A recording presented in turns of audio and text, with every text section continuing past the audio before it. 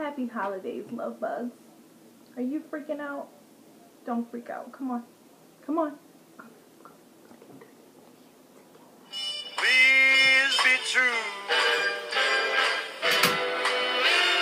In other words, I love you. Hey, love bugs. So a little bit of backstory and then I'm going to jump right in it. My mom was the youngest girl of 7 kids. Mom, dad, all the kids except my mother could cook. She couldn't cook worth a lick. So my mom worked for the airport. We traveled around a lot. So if I wanted a home-cooked meal, like my grandmother used to make for Thanksgiving and Christmas and such, guess who had to make it?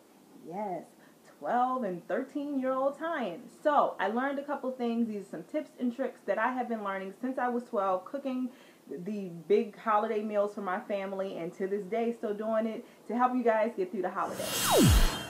Tip 1, plan ahead. Know what you want to make.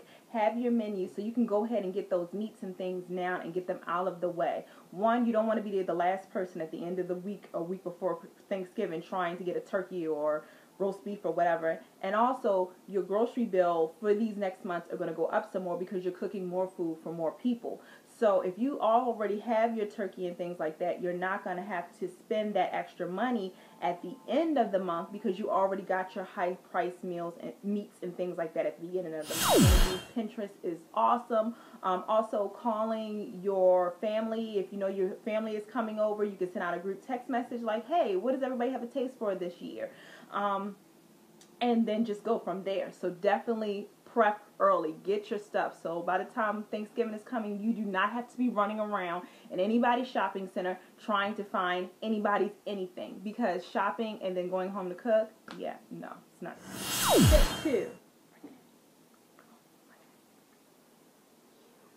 Are not your mother. You are not your mother-in-law either. You're you, and this is your holiday. You do what you want to do. You make your own memories. If, for instance, you decide, hey, I don't feel like having turkey this year. I want to have seafood. Whatever. These are your traditions that you are creating with your family. Those people had those times when they was in charge. It's a new chickadee in town, people. Mama Bear's here, and she says she wants lamb. Cook it, girl.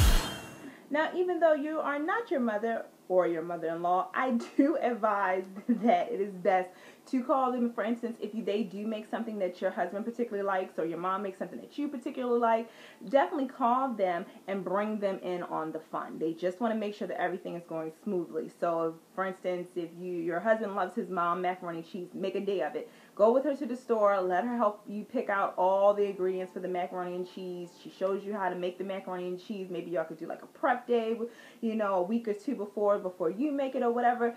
Basically, these are also mama bears, and they just want to make sure that everything's going smoothly.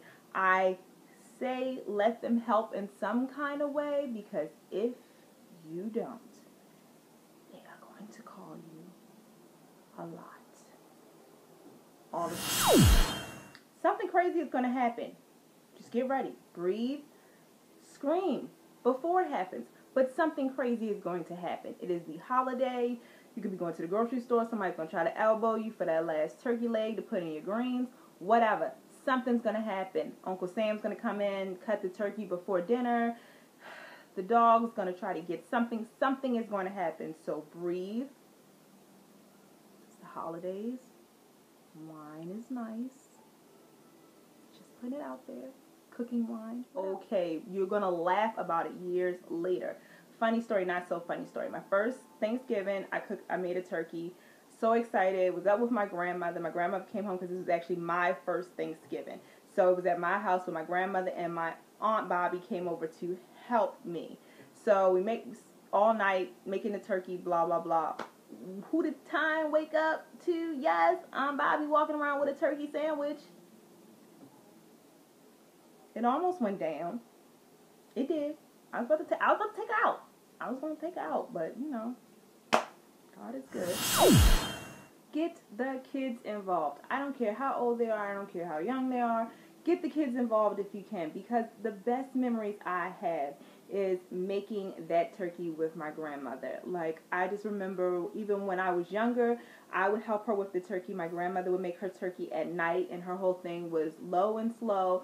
So she would put, the turkey was the last thing to go in the oven. It was a whole night thing. It was super tired, but it was so nice because that was my job, was to help grandma with the turkey. So definitely get them involved in any way you can. Those memories will last them a lifetime. Like, I smile thinking about cooking with my grandmother. Well, that's it, love bugs. Thank you guys so much for watching. Also, what I was thinking about doing is showing how I make some of my dishes. Like I said, I learned very young, so I know how to make meals that are pretty much homemade, like my stuffing and my macaroni and cheese. They're not boxes, but they're not like ridiculous extravaganza meals where you feel really like, oh my goodness, what I'm doing. So if you would like to see any of those dishes, please comment below and let me know that you would be interested in that.